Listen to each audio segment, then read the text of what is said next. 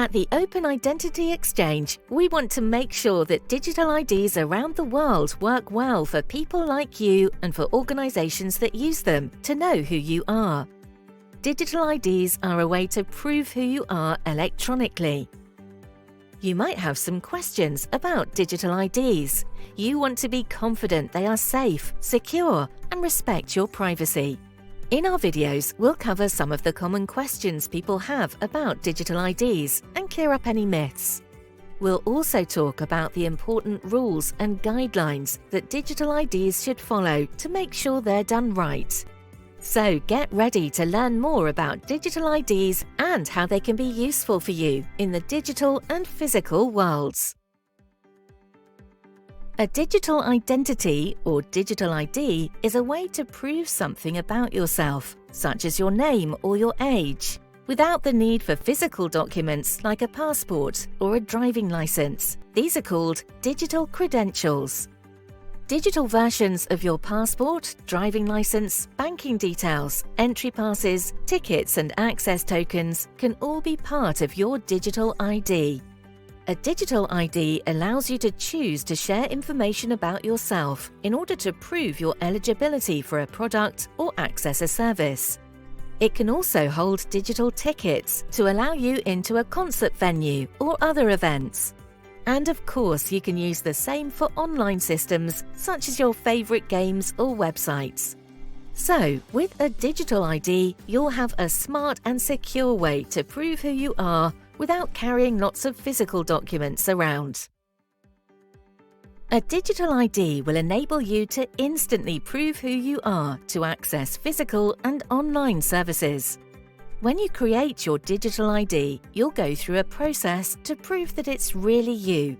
Once your digital ID is set up, it keeps all your verified information safe and secure.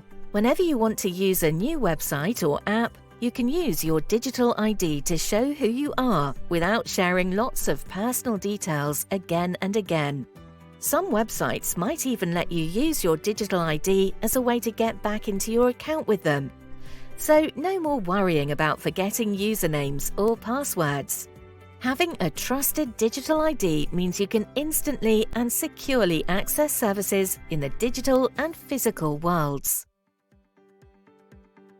The provider of your digital ID should follow industry standards and processes for security and fraud, and so will be safe and secure. You should look for a certification or trust mark to show you the provider is following these rules. These are some of the ways your digital ID is kept safe. The use of multiple ways to unlock and use your digital ID, such as a combination of password, PIN, a one-time code sent to you, or your Face ID. All the important information in your digital ID will be hidden and protected through encryption. There will be powerful cybersecurity defenses against fraudsters to keep your digital ID safe.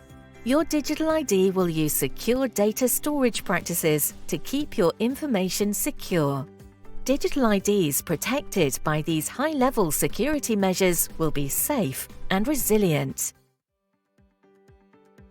With a digital ID, you are in control of your identity data, and you can ask for it to be deleted at any time. Digital ID providers have to provide information on how your data is managed and stored. This information will usually be outlined in a privacy notice. They can't sell your information or use it for advertising unless you say it's okay. Digital IDs follow special legal rules to protect your data, usually referred to as data protection regulations. Digital ID providers have to follow these data laws when they use or share your data. Service providers should ask you only for the minimum data they need. If in the future you decide to use another service from the same service provider that requires more information, it can be added then. When you agree to your data being released to other parties, you can see a record of where your data has been shared. Everyone must be able to access services, even if they don't have a digital ID. That means having other ways to access services without needing a digital ID. You will not need to have a digital ID to access or use services. There will be other options available. Some websites might let you prove who you are directly, like by showing your bank statements, utility bills, or you can use regular ID documents, like your passport or birth certificate. So even if you don't want or have a digital ID, you can still access services in different ways. In many countries, including the UK, there are important rules to keep digital IDs safe. And these rules are set out in a trust framework. A trust framework is a set of legal and technical rules that digital ID providers must follow. In places like the UK, the EU and Canada, in order to become a trustworthy digital ID provider, they have to prove that they are following the rules of the trust framework. It's a formal process that proves that they'll handle your information carefully, keep it safe, and only share it when it is lawful to do so. Providers following the trust framework rules will keep your identity information safe and secure. Digital IDs are made to be inclusive and accessible for everyone. To get a digital ID, usually you show proof of who you are through a digital process. There are other options available for people who can't go through a digital process for proving who they are. You might be able to do it face-to-face by filling out a form or posting documentation. So, no matter your situation, there should be a way to get a digital ID that works for you. No system will get rid of identity fraud completely. However, digital ID has some key features that can reduce the risk of identity fraud. When you create a digital ID, it'll be checked to ensure you're the real you, and secure defenses will be used to protect it so that only you can use it. Digital ID providers have systems in place to catch and protect against fraud. If someone tries to steal your identity, they'll let you know. They'll also let all the places where your ID was used know about it, and they'll respond to any problems caused by the fraudsters. Digital IDs are designed to defend against fraud, and providers will be ready to respond to any issues. Biometric technologies, such as facial or fingerprint matching, are commonly used for creating and accessing secure digital IDs. You may already use biometrics, such as when you use your face to unlock your phone or for mobile payments. There are rules and laws in place which mean biometrics cannot be used to monitor your movement and whereabouts.